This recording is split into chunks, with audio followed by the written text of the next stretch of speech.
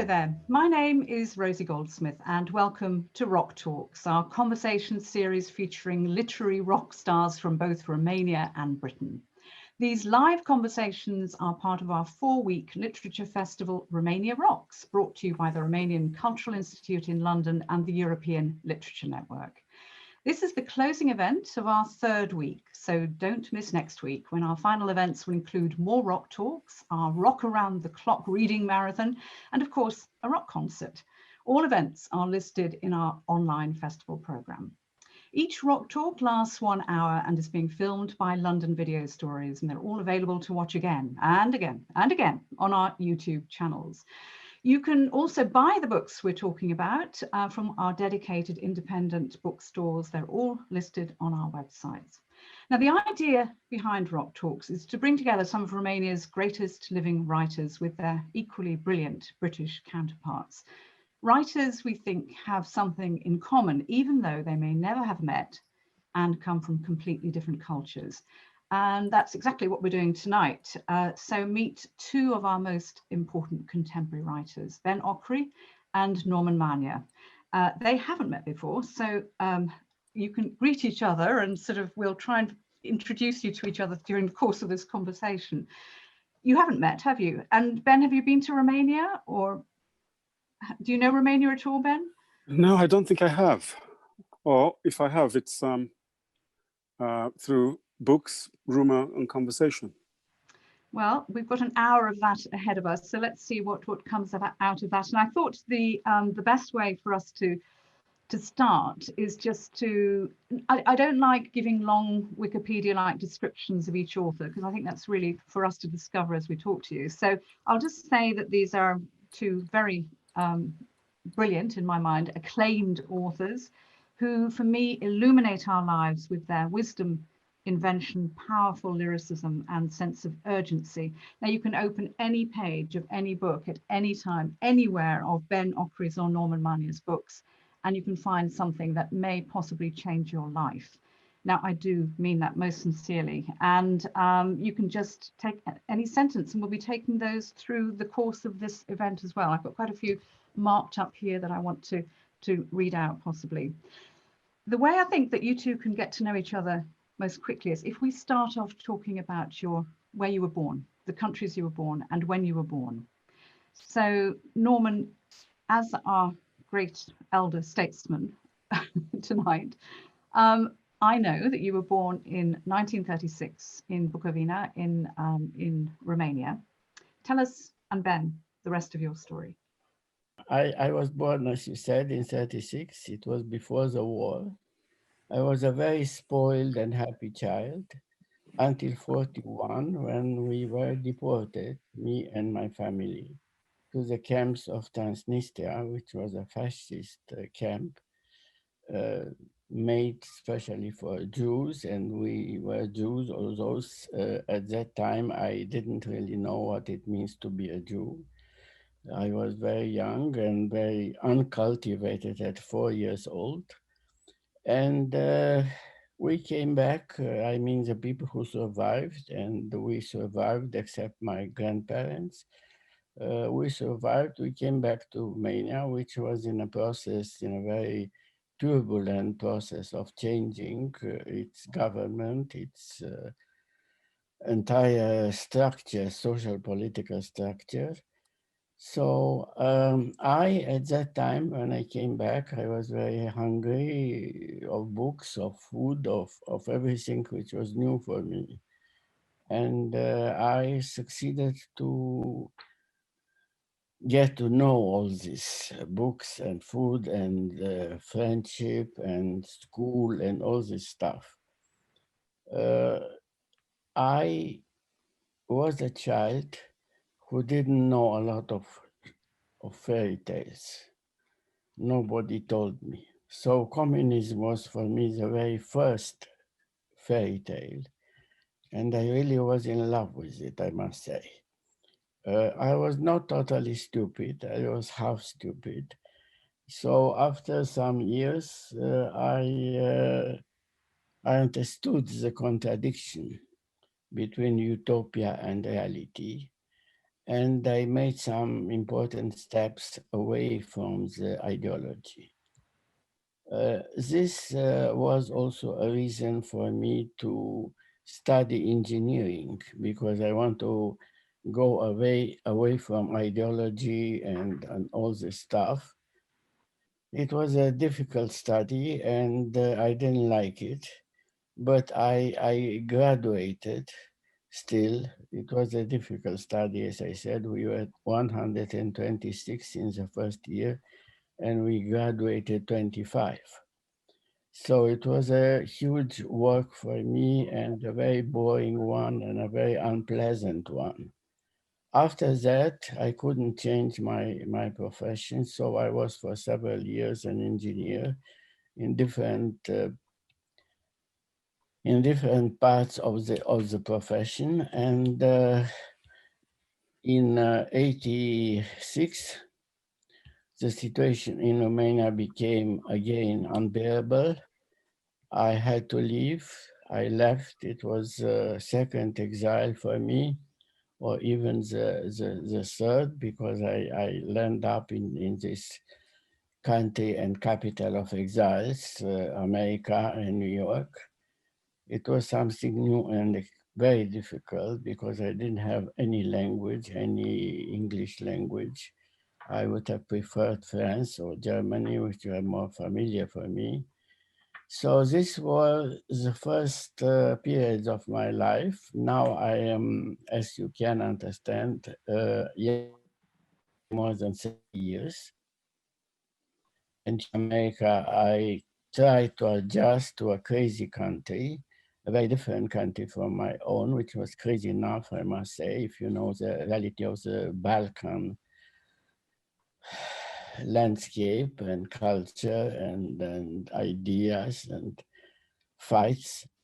So we are here in the States again. I am in my college home, Bard College, where I was teaching for more than 30 years without as I said, without any English at the beginning.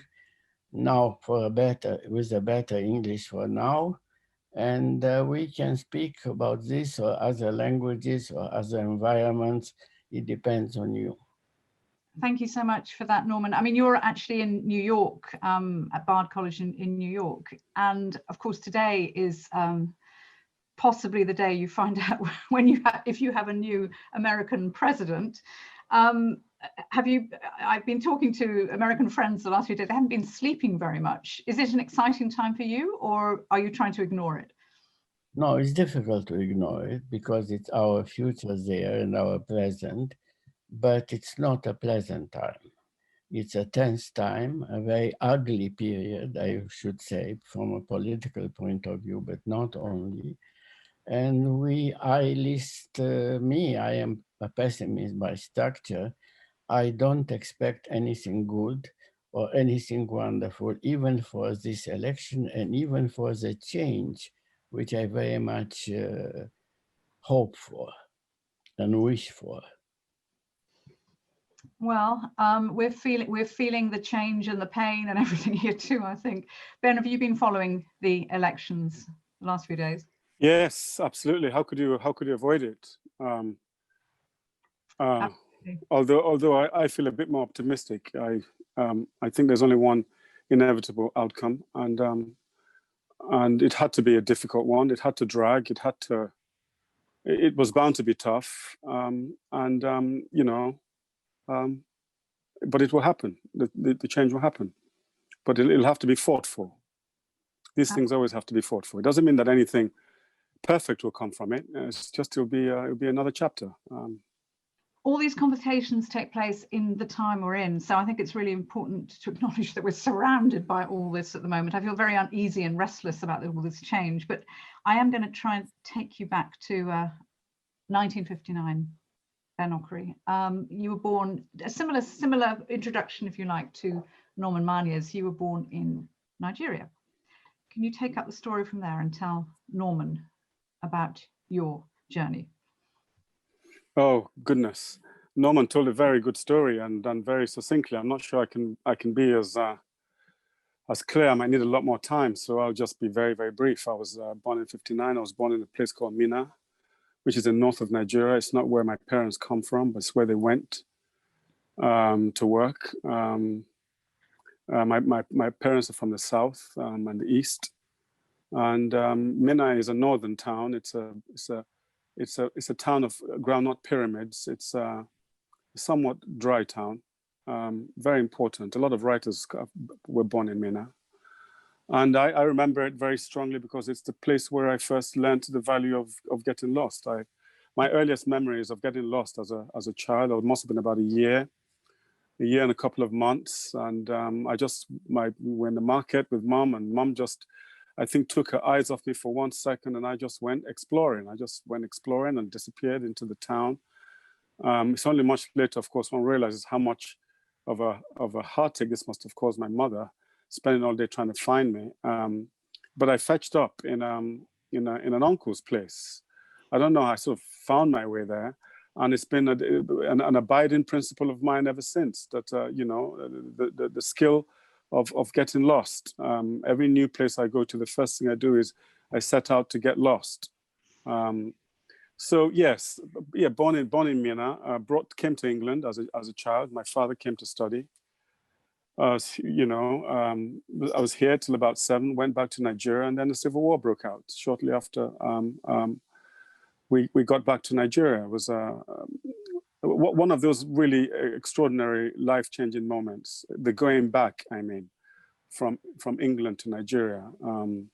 It was for me, it was a complete change of a life's narrative.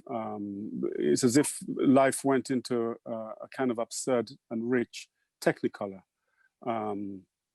It went from quietness to a kind of vibrancy, noise, chaos, richness, multi-variety, and all of that. And then shortly afterwards, the Civil War broke out, which tore right through the center of my family, because my mother was half Igbo, my dad's from the south. And the first part of the war was spent hiding my mother because they were killing, there was a lot of killing of Igbos around the town. A lot of young people were shot. It was a time of great violence. I was 6, 7. And I remember the impact it had on me. I went wandering one night and I just saw this river full of what I thought were boats and canoes, and the light changed on them, and they were the swollen bodies of young graduates who'd been shot and thrown into the river. And that was my initiation into death, life, story, and so on and so forth. Well, we survived the war somehow, and we came to Lagos. I was going to be a scientist, like Norman. I studied physics, was my thing. I was going to be an inventor. But somewhere along the line, something changed my route. I went to university too young. I went to be for the acceptance, and I was far too young. I was about 14, and they sent me back, and they said, "Look, go home to your mother's milk," in that rough way. And I went back, and I discovered my father's library. My father had a wonderful library that he brought back from England, and he gave me a job, he gave me a task. And I'm telling this because this is for me the moment. He gave me a task. He used to say to me, "Ben, dust those books, but don't read them," because somehow books in Nigeria and Lagos certainly had a knack of acquiring dust and spiders' webs. When you open a volume of Shakespeare, inside it, this tight volume, inside it, you'll find a perfectly preserved spider's web. And I could never work out how a spider would get into those tight spaces. Anyway, I dusted the books and read them, and I read my way through them, through the classics, through the Greeks, the Romans, English novelists, essayists, Ibsen. And before I knew it, the engineer turned into a reader, and the reader turned into a writer. I love the way you've both told your stories, and I think, they're difficult stories though too, because you've both had completely, your lives have been ripped up by, as you've called them, life-changing events. I mean, being taken to the camps when you were a child, as you described, Norman, and then suffering so badly, and censorship and so on, and deprivation under communism, and then with the Civil War as well, and then coming back to this country. To what extent have you both retained that sense of being Romanian or being Nigerian today? Norman, how about you? Are you absolutely still in your soul, your language Romanian? Are you still writing in Romanian, even though you've been, what, 25, 30 years now in the United States? Partially, of course. It's a complicated phenomena. When you change a place, you change the language. When you are a writer for whom the language is the main obsession, let's say. I started to be in love with literature when I was, as I said, when I came back from the camps, and I was almost 9, when I received a book of Romanian fairy tales by the great Romanian storyteller Ion Creangă, and I fell in love with the book, with the stories, with the style, especially with myth of these stories which were there. It was the language of the day, and it was not. It was another language, a much more complicated and a much more seductive language than the language on the street. And starting from there, I was in the vicinity of books always. I was a voracious reader, even in that time, and even in a country where censorship was so dominant, I would say, always was censored. But in the very first years or the very first decades, the Russian literature, because Romania was at that time in this camp of socialist, so-called socialist states, the Russian literature, which was extraordinary, was very well translated. I fell in love with it. I read a lot. I knew a lot. Then, of course, after the censor became less tough, as it was in the very first years of the dictatorship of the proletariat, as they said, used to say, the censorship became more open, more lax and opportunistic. A lot of French literature and English and German, especially because it's my second language, was translated, and I entered in the realm of the international literature. When I left Romania, I was already 50. It was exactly the year when I entered this crazy world of freedom and liberty and demagogy and play. So, but it was important for me. It was the only thing which kept me going, and still, as much as I am younger by the day, it still keeps me going in a very turbulent and confusing and brutal world in which we all live. Ben, talk to me and tell Norman about Nigeria. I've read nearly everything you've written, so I know I could tell Norman, but I'd love it to come more from you about how Nigeria, Africa is in every single book you write. And you've written also from a very young age. I mean, you've been a writer and a reader from, I mean, you both seem to be writers and readers from the year dot almost. Tell Ben about your, if you like, your literary links with your homeland. That's another complex one. For me, my most profound literary links with Nigeria is with the stories and the myths that I grew up with. as I keep telling people, you know, Nigeria and indeed Africa is very much a storytelling continent. Nigeria is a storytelling land, and I grew up with stories. You were told stories. Everything was transfigured into a story. There's some lands where, you know, proverbs are the mode through which the lands communicate its wisdom, and others do it through dance, and others do it through mime and prose, and some do it with poetry. But Nigeria, certainly my upbringing was stories. Everything was story. Relations will come and visit, and when the pleasantries are over, it goes straight into story. My mother was a consummate storyteller, and whenever she wanted to chastise me, she didn't say, "Ben, you did something wrong." She would tell me a story.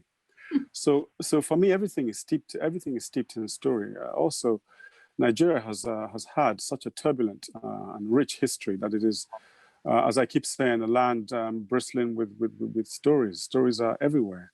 It's one of the reasons why I think Nigeria has produced so many gifted writers and goes on and producing them, and because of the combination of the intensity of the life, some of the great injustices that people suffer, the incredible inequalities, and this tremendous storytelling soul that I think comes partly from ancient African traditions.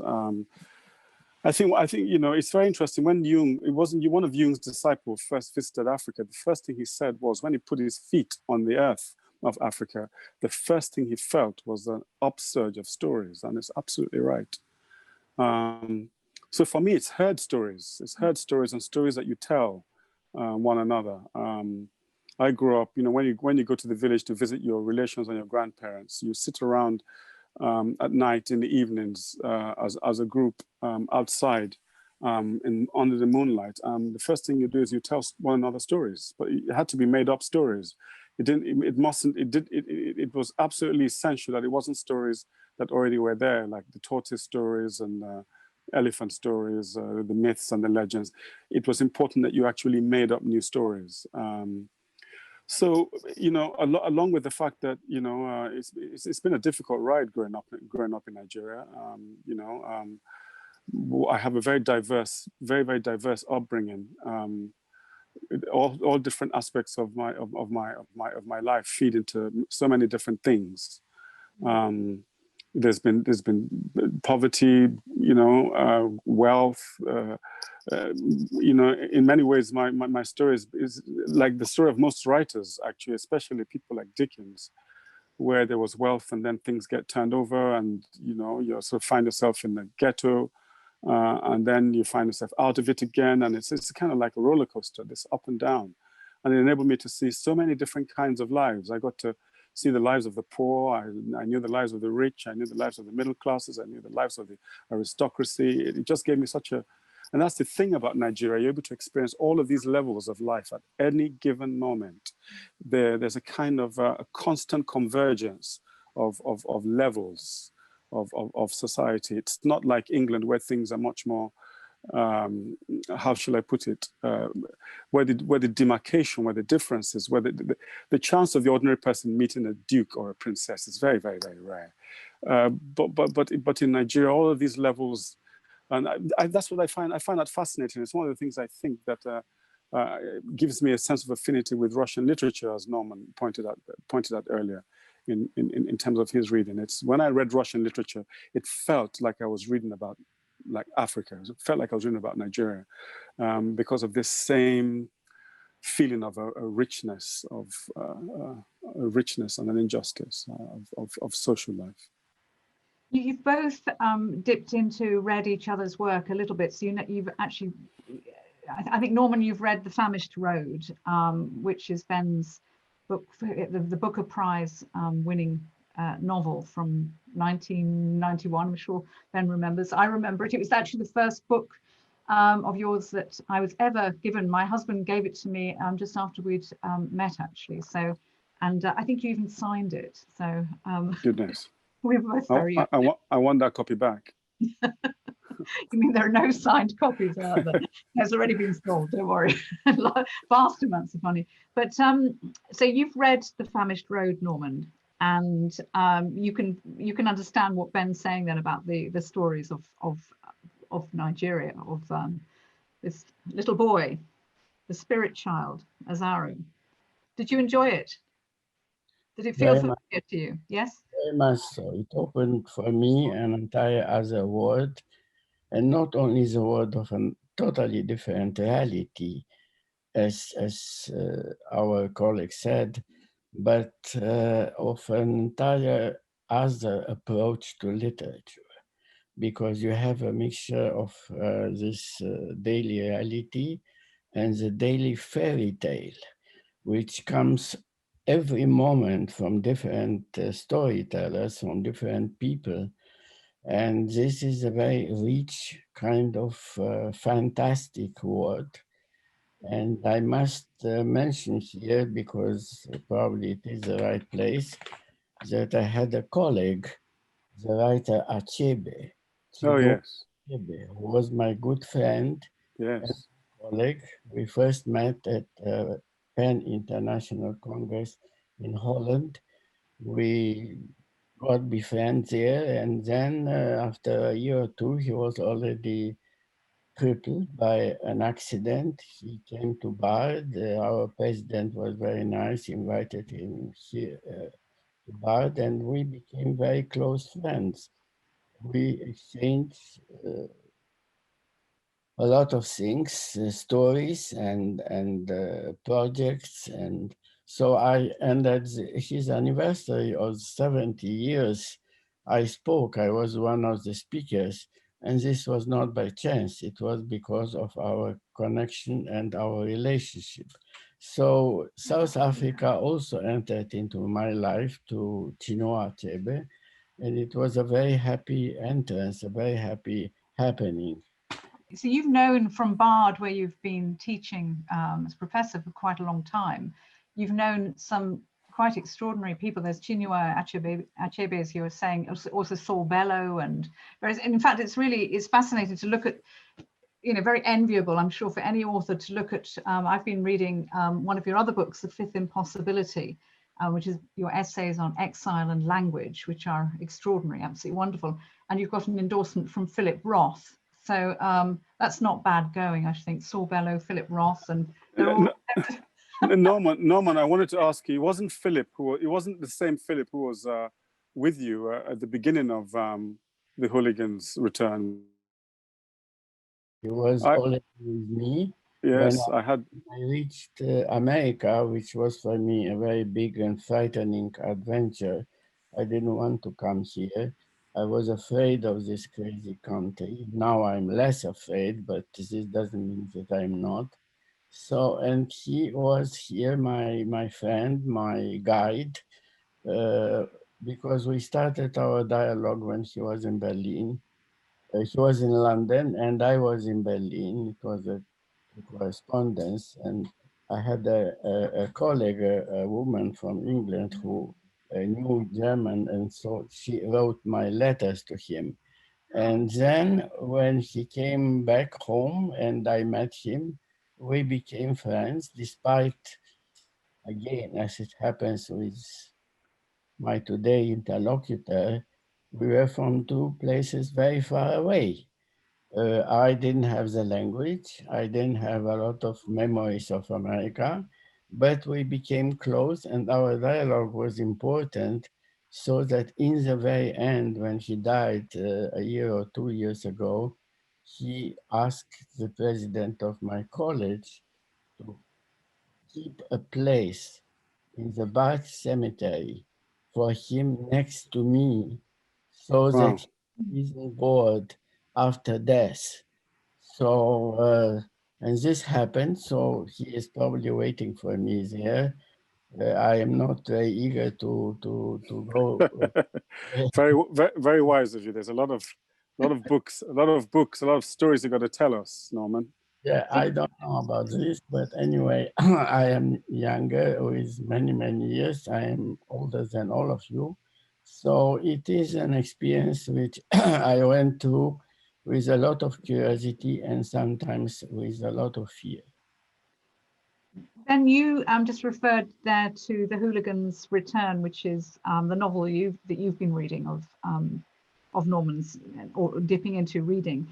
What did you make of that? What was your, obviously I'm not going to put you on the spot as far as, you know, critiquing it, but did it give you an insight into Norman's life? And oh yes, it gave me wonderful insight into Norman's mind, so into his playfulness and his care and his sense of irony. He's got this very big arching sense of irony, and an incredible personal sense of history.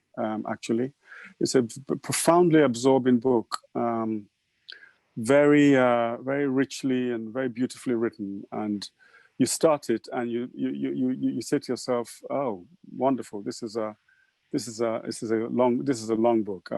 Yes, I'm pleased. This is a long book. You're in for the long haul. Yeah, so that you can live in the. There's pain. There's a pain and difficulty, but in a kind of a magical way. The voice, something about Norman's temperament, holds you and steadies you and calms you through it all. It's a wonderful book. Now, The Hooligan's Return, I mean, just, you know, a little bit of an overview, I suppose, for some people is that, Norman, you've written short fiction, you've written essays and novels. And if you, I mean, I know neither of you is easy to categorize, you'll be pleased to hear, and I have got no desire to categorize you, but if you do look up any particular descriptions of what you do, Norman, it says something very, very basic, straightforward, that Norman Manea, Jewish Romanian writer of short fiction, novels, essays about the Holocaust, daily life, and daily life under communism and exile. And then usually about two of your books, I mentioned The Hooligan's Return, which is 2003, and then Captives, which is the other book, which you actually wrote, as far as I understand, you wrote it in Romania under communism, 1970-ish. And then it has been translated into English and published in English only in the last few years. Is that correct? Yeah, it's a complicated coded book, not very inviting for the reader. So I was very pleased the way it was received by some cultivated special readers. But the book is a difficult one, as I said, with a special code. And it is a book about that life in a closed society. So it had to be coded, are you saying it, because it was written under censorship and communism? And Absolutely. But if you ask me, I would say perhaps I exaggerated a bit. But as I see, the reviewer understood it. I was very pleased. So what to say? We can write also about this crazy free society in a very coded way, because it has also a lot of shortcomings and brutal happenings as there was there. We don't have here the same censorship. We have a much more lax and let's say complicated censorship of the market, but it's as unpleasant and as tense and as diminishing as the other one. Of course, you are not here in danger to be arrested if you are careful, as I very much was here. But if you are not, and you are ready to enter into the real move, so many unhappy people in our society, then you are probably in the same, not the same clear, not the same open danger, but still in a very big one.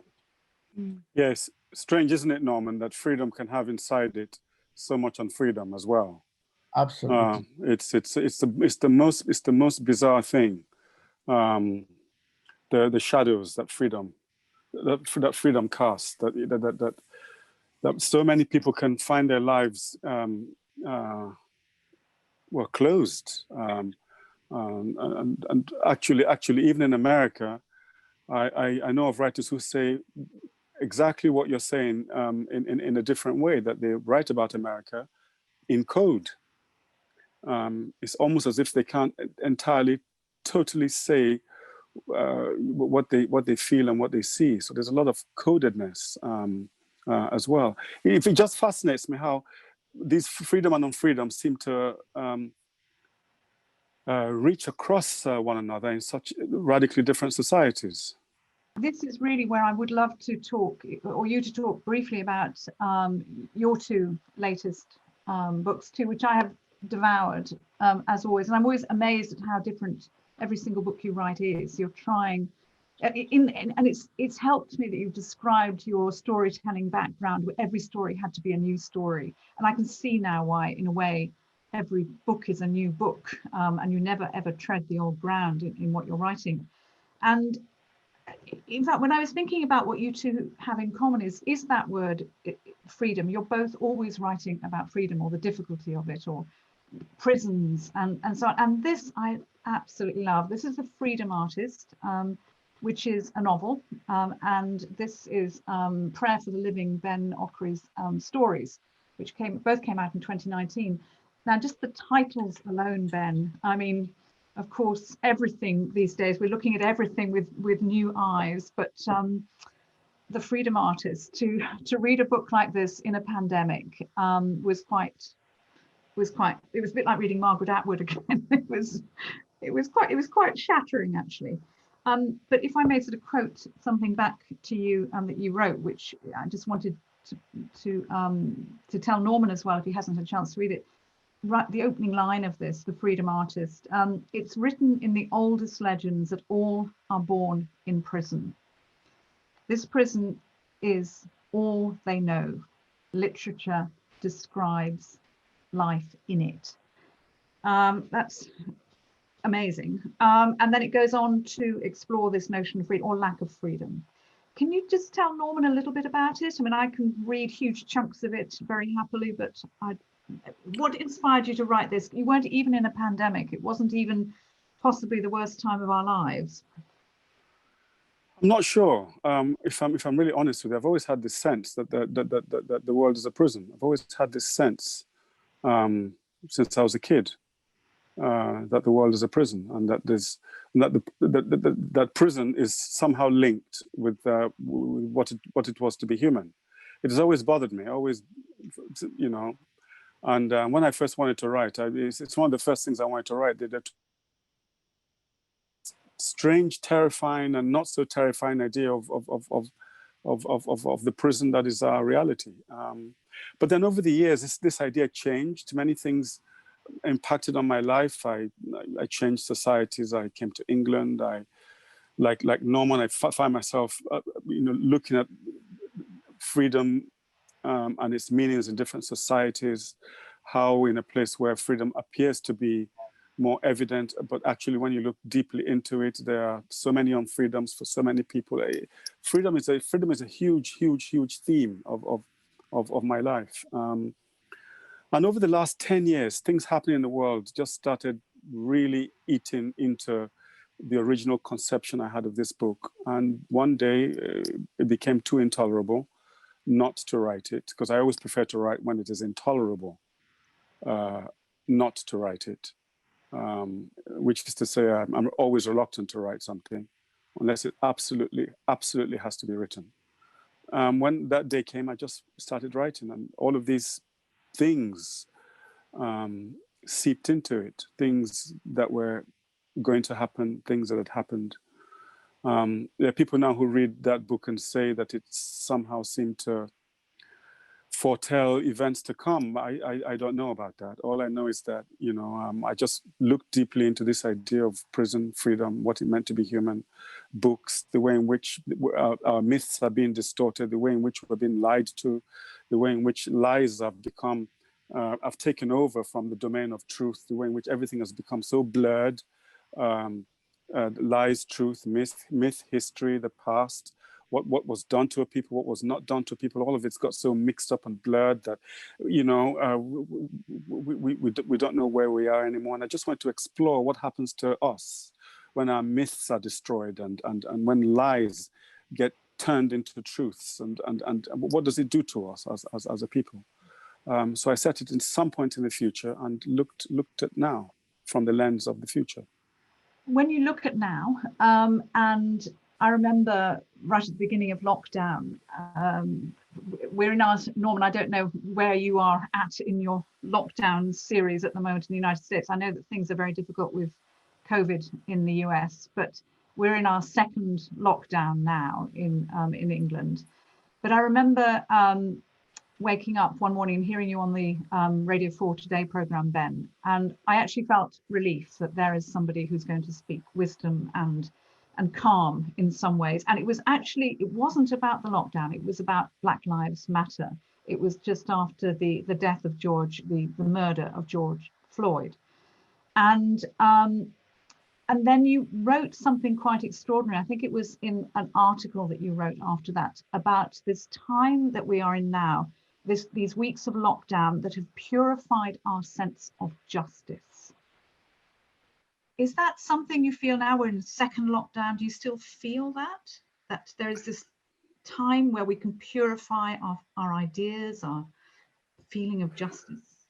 I felt that with the first. I felt that with the first lockdown because it was unexpected and people went into it reluctantly, and it was like being tipped over into it, as it were. And then people over the weeks and months found that their lives had changed, that they were now actually locked in their homes, and people's perception of their reality got altered. Their perception of society got altered. Their perception of how they did their jobs got altered. Their perception of the basic things they took for granted got altered. You have to, you know as well as I do, that most people in the West have not experienced for a long time the condition of a forced solitude, where you absolutely have to be in your house. You can't leave it, or if you can, under very restricted conditions. Norman knows about these restrictions from his upbringing. I grew up in a time of curfews in Nigeria, but not since the war here in England have people experienced conditions as tough, conditions that literally alter the way people perceive reality. But I think with the second lockdown, I think the government here made many mistakes in how it handled the pandemic. I think it should have been stricter from the beginning. We would be out of it by now. We should have taken it, much more seriously, respected the condition, which it didn't. And this second lockdown, because of the lack of respect of the condition, people are not taking this lockdown as seriously as they should. So I think just like in America, I fear we're going a lockdown situation for a long time to come, because we have invited this quiet terror into our lives, and we're not dealing with it in mature ways. It's very distressing. And before I pass on to Norman, I do want to hear Norman's view on this, but I just wanted to ask you, Ben, how you felt about the fact that in this moment now, it is, of course, so much has happened in these last few months that have really sort of crashed in on us, such as the Black Lives Matters movement, hopefully movement, and so many other issues. It's almost as though, somebody up there is saying, right, another one, another one, another one. Is it possible to cope with all these issues coming at us, all these incredibly difficult issues? If you don't mind my saying so, I kind of think that we've earned it. We've overspent. We are bankrupt. We've overspent. The human story. We have overspent. We have insulted the environment. We have insulted the earth. We have insulted one another. We have, honestly, I expect more to come at us. Yes. I expect a lot more, because we have done so much damage that if you just think of nature as a recoil phenomenon, which is to say, as you do to her, she does back to you. If you just think of nature as that reactive phenomenon, not a malevolent one, but if you just think of the nature of a recoil, a rebound, a return, we have done so much that so much is coming back to us. I think this is, as I said in a poem I wrote, we are in an age of catastrophes. We have entered the age of catastrophes. We better wake up. I think the human race, we need to wake up in an incredible way, very, very, very fast. We need a powerful, awakened, brave leadership in this world, such as we have not had for a long time. Otherwise, we're heading for unspeakable disasters. But I'm an optimist, but the way the world is gives me cause for immense pessimism. That poem you're referring to is, I remember it so well, Closed, Still Open, which you wrote for the Coronet Theatre, where you just had a play, you were just about to open a play as well. And I wrote down a quote as well today: "It's time to re-examine our histories, find a way in the future." Do read that poem, everyone. It's online. It's important to read it, I think. Norman, hearing Ben speak with such passion, do you still feel this anger and this burning desire to expose and to change and to talk about these terrible things that have happened in your life? Yeah, I think it's unavoidable. We live in a planetary exile. This is my opinion. So, in a planet of exile. Yes. You say. Totally agree. I totally agree, Norman. Please keep going. Planetary exile, which for my biography means an extension of many exiles which I went through. So I came finally to a place which was considered the place of freedom and liberty and all these wonderful and unreal things. And now I see that even here, when it happened 9/11, I said to some colleagues and some friends, look, they found me even here. So this was my feeling. I had the first exile, as I already said, as a child. The second exile, which was a kind of internal exile, was under the communist dictatorship. Then I came to this wonderful fairy tale of freedom and of American progress and all this stuff. And I saw here very soon that it's another fairy tale, and it's another fairy tale which will cost us even more than the other one. I mean, a lot of people who were communists were honest, were sincere in their belief in utopia. When utopia proved to be a miserable daily life with all this stuff, the contradiction became unbearable. And this is happening in another way here, which of course it's a much more mobile and open world and crazy world. But I wonder if the very end will not be the same. I mean, here and there and everywhere, it's a dark, dark future in front of us. How do we I must also mention that I am not an optimist. By nature, I'm a pessimist, and I think it's a big advantage to be a pessimist and to be never in a situation to be disappointed. So nothing disappoints me more, but a lot of people are troubling me.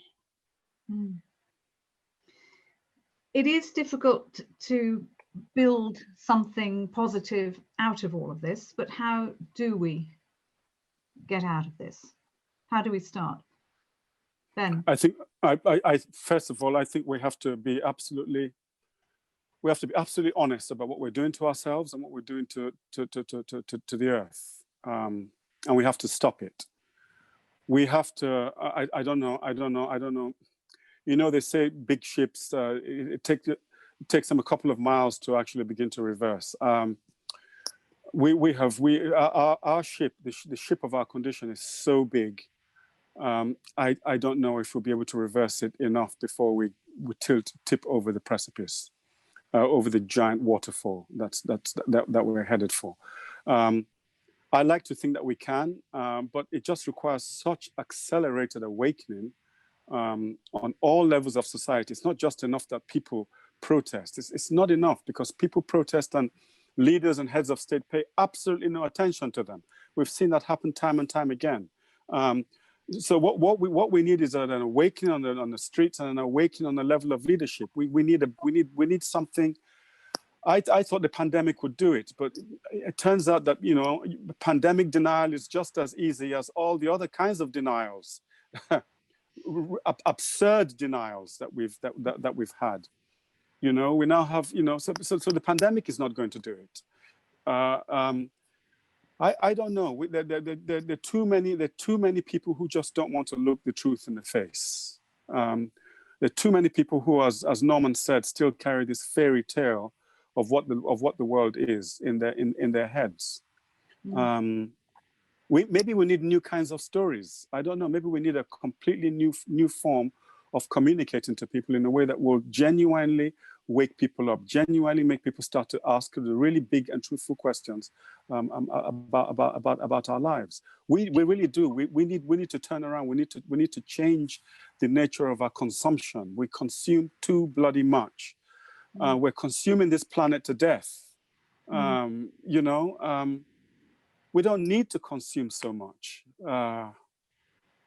What do you think? What do you both think about literature in this time? Because is this something that is for you both as individuals? Is it the writing of it and the reading of it? Is it a form of escapism, or is it a necessary form of expression at the moment? Norman, how do you feel about writing at the moment? Are you writing? Yes, I try to. So the problem is that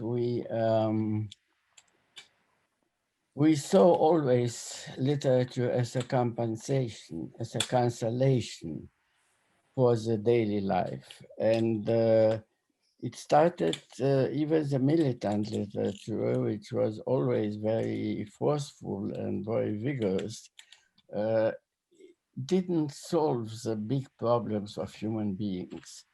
So I would say that we need some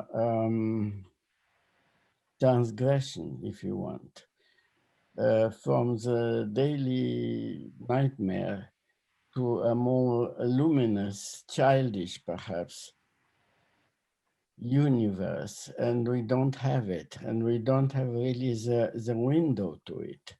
But life goes on, as we know, and in the wonders of life, one day may appear a new sun, a new craziness, a new human craziness that will find a treatment also for our unhappiness. Say you're writing. What are you writing? but also, Norman, that sounded wonderfully optimistic of you, if you don't mind my saying so. It's true. I'm sorry. It's scary. I'm very sorry to irritate. We caught you out, Norman. We caught you. You're a coded optimist, Norman. No, not really. But I try to introduce a note of more, not hope and not nostalgia, but a note of openness to the unknown. We are still in front of the total unknown of the human destiny. Yeah. So, what to say? I would like that we meet again in another context, and we both agree to wait, but armed with a more solid expectation. It's difficult today to expect anything. It's a nightmarish present and a nightmarish future. So it's difficult to fight with this very dark realities. But Norman, can I ask you something? I'm sorry to interrupt, but I'm just aware there's only a few more minutes. Just, do you still feel that you are an exile from Romania? Do you feel? I mean, your book is entitled Essays on Exile and Language. Have you been back to Romania? How do you feel about Romania today? Would you ever go back? Exile was a deep problem in my entire life. As I said, from the childhood. And then in the communist time, when it was a closed society, and when exile was a kind of internal exile, where you are not allowed to say a lot of things, and you were in the danger to be followed every step. And then I'm here in a totally different universe, which is clearly an exile. America is a country of exile, as you know, and New York is a city of exile. Capital city of exile. Yeah. So I experienced this many times. Probably it was also in myself, but life provided me with this very challenging experiences of daily life and of not only daily, nightly life, I would say, because we as writers, we are living in the day and living a lot of time in the night. So what to say? I am not a religious person. I would like to find out a prophet who opens up suddenly the windows to a fairy tale future. I will be too late and too old at that time to hear it, to understand it, and to accept it. But at least now, as a kind of nostalgia and as a kind of encouragement, I would like, in a very childish way, and you know that the childishness for old people is even more striking and more crazy than for children. So I will hope to be in the in the feeling of a child, very old child, who still opens up his eyes and his mind to a fairy tale. And Norman, is that child thinking in Romanian? Yes, he thinks. And dreaming in Romanian? This child left Romania with 50. It's not an age when you make such a change. And I didn't have English at all. So, and I saw that I came with my language as a snail comes with his home. Here I continue to write in Romanian. Of course, I learned a bit of English, as you may see, and I became a teacher of a people, of a country which is very illiterate, as we all know. So the hope is there, the snail is here. So with all this together, let's end up on an optimistic and luminous note. Well, I've got to ask Ben how he would like to end up. That was your optimistic and luminous note. Norman, who are you sticking your tongue out there? Is that your... Not at us, not at us, I hope. But I think I know who that is. I think it's your lovely wife. Ben, how would you like to end? I mean, that's how would you like to end this conversation? Talking about, as Norman has, about his dreams, and almost, as you say, we caught him out being quite optimistic there. Once you've built yourself, once we've built ourselves out of this chaos, this incredibly difficult period we're in, what happens next for you? Not just for the world, what for you? What are you writing? What do you want to happen in your life? I want to go on playing. You know, I think maybe you saw the similarities between me and Norman in terms of freedom, but there's another similarity I've seen, which is the spirit of play. For me, the spirit of play is central. You know, maybe it's the spirit of play that we've been lacking these last 50 years in human history. You know, maybe we've been too bloody serious. Maybe we need a new kind of luminous play, a new kind of higher kind of play. That's what I want to do. I want to go back to. I want to play. For me, writing is serious playing. For me, writing is the invention of reality through the spirit of play. It always goes back to the childhood sense. And are you playing and writing now? Is this what you're doing now? It's what we do. It's what we do. It's you know. What accompanies your breathing is the way in which you play and make sense of time, make sense of the time in which you find yourself. So yeah, I'm always writing. I can't say I'm always writing furiously, but you see, writing for me is a dance of reality. It's a dance of being. It's one of the last freedoms left to us. One of the last absolute genuine freedoms left to us, the spirit of art, the spirit of writing, the spirit of creativity. Chinua Achebe said something that moved me many years ago when they asked him about the human future, and he said, there's one thing about human beings I know, it's the spirit of surprise. We always somehow manage to surprise ourselves. He left the door open with the spirit of surprise. I'd like to leave the door open with the spirit of play. I was going to say, hereby endeth this wonderful conversation. Thank you both, Norman Manea and Ben Okri, so much for your words and your time and your beauty, both of you. Lovely, lovely men. Thank you so much. Norman, lovely to meet you. When we meet next, we share a drink, I hope. I hope so. Keep safe, keep well, and may the best man win. You know where and what I mean. Look after us. Thank you very, very much, everyone. Thank you. Thank you all very much. Bye. Thank you both of you.